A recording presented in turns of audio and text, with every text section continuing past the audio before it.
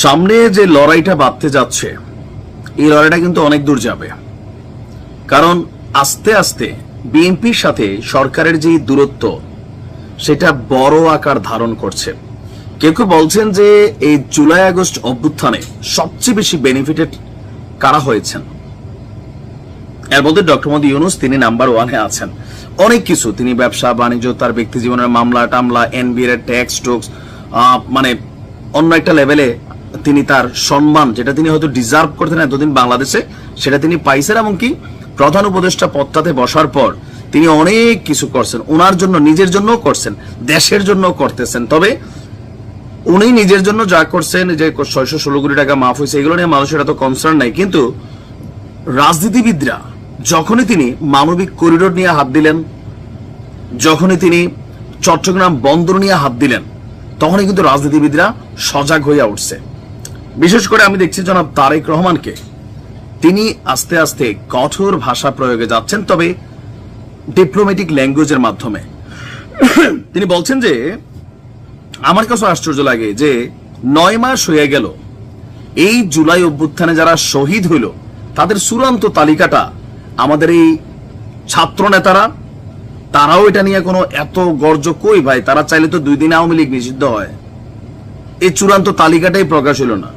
July August foundation 100 কোটি টাকা 150 কোটি টাকা নিয়ে হইল, তুমি মুগ্ধর ভাই স্নিগ্ধ সেও সরে গেছে, তারপরে হচ্ছে আপনার সার্জিস সরে গেছে, মানে যতক্ষণ এখানে মধু ছিল অনেকেই ছিল, মধু নাই, আস্তে আস্তে এখানে থাইকার ফয়দা নাই। তারপর হচ্ছে পলিটিক্যাল পার্টি মুভমেন্টে গেছে। কিন্তু এই আহত ছাত্র এবং নিহত ছাত্ররা, জনতারা, তাদের ভর্তুকি ক্ষতিপূরণ কে কোথায় পাইলো আমরা দেখলাম না ঠিক মতো। কেউ কেউ বলে যে ছবি তোলার সময় শুধু কিছু ঘটনা ঘটে, যাই হোক এটা তাদের ব্যাপার। এখন তারেক রহমান বলছেন যে অন্তর্বর্তী সরকার জুলাই অভ্যুত্থানের শহীদদের তালিকা চূড়ান্তের চাইতে করিডোর ইস্যুতে বা বন্দর বিদেশিদের কাছে দেওয়ার বিষয়ে বেশি প্রাধান্য দিচ্ছেন।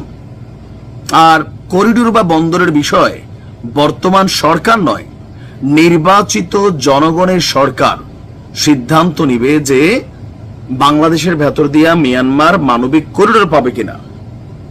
বাংলাদেশের চট্টগ্রাম বন্দর এটা ম্যানেজমেন্ট কাদের কাছে যাবে? যেমন সরকার অনেক ধরনের চুক্তি করতেছেন দেশে বিদেশে, এই চুক্তিগুলো কিন্তু পরবর্তী রাজনৈতিক সরকার তাদেরকে কিন্তু এগুলো ফলো আপ করতে হবে, এখান থেকে লড়ার সুযোগ নাই। তো সেই কারণে হয়তো টেনশন করছেন। আচ্ছা, তো তারেক রহমান বলছেন যে 10 মাসের অন্তর্বর্তী সরকার এই শহীদ এবং হতাহতদের চূড়ান্ত তালিকা দিতে পারেনি, তাই সাধারণ মানুষের মধ্যে এই সরকারের সক্ষমতা নিয়ে প্রশ্ন দেখা দিয়েছে। সরকার উদাসীন নাকি ক্ষমতার মোহে আচ্ছন্ন তা নিয়েও প্রশ্ন দেখা দিয়েছে।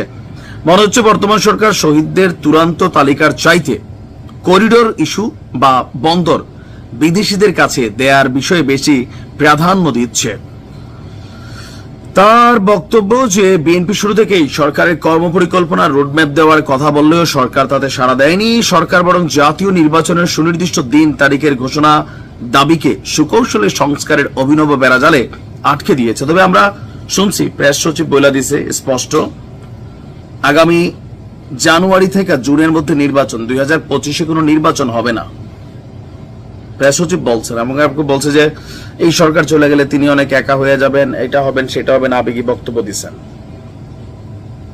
এখন যতই দিন যাচ্ছে সরকারের বিভিন্ন ইস্যুগুলোতেও মানুষ নিজেরও প্রশ্ন তুলতেছে, আবার ভালো কাজ যে করতেছে না তাও না, ভালো কাজও হচ্ছে, কিন্তু সংস্কারটা কি হচ্ছে আসলে এইটা মনে করলেন যে একটু চোখে পড়ার মতন ইস্যু আমরা অনেকেই দেখছি না, আবার অনেকে হয়তো দেখছেন। তো কারা দেখছে না কারা দেখছেন সেটা নিয়েও বিতর্ক আছে, যে আমরা কি পলিটিক্সের চশমা দিয়ে দেখছি নাকি এর বাইরে দেখছি। তবে ডক্টর মোহাম্মদ ইউনূস সরকার ক্ষমতায় আসার পর উল্লেখযোগ্য অ্যাচিভমেন্টাল, বাংলাদেশের জন্য কাঁপাই দেওয়া, হিলারিয়াস কোন বড় ধরনের ভূমিকা আসলে করছেন কিনা আমি নিজেও মাঝে মাঝে খুঁজি। ছোটখাটো অনেকগুলো পাই, ছোটখাটো একদম ছোটখাটো লেভেলের, বাট জাতীয় লেভেলে ভূমিকা রাখা খুব কমই আছে। হয়তো অনেক বড় কিছু আসবে, এটাই প্রস্তুতি চলতেছে, সময় বলে দিবে। ভালো থাকুন।